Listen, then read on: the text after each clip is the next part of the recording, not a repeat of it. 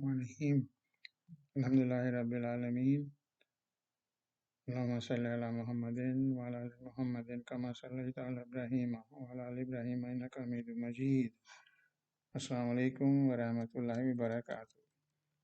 آج میں آپ کو ایک مسلمان کی نماز جنازہ پڑھنے کا طریقہ بتاؤں گا۔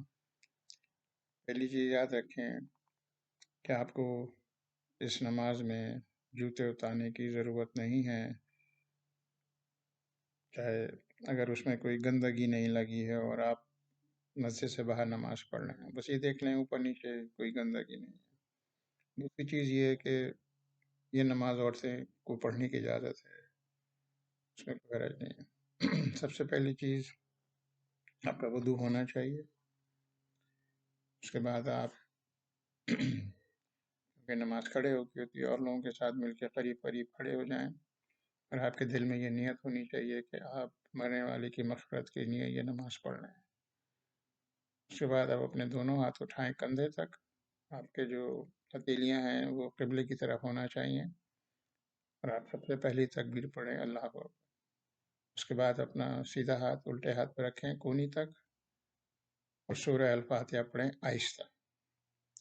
اس کے بعد دوسری تکبیر پڑھیں بغیر ہاتھ اٹھائے۔ اس کے بعد آپ رسول اللہ علیہ وسلم پہ درود پڑھیں،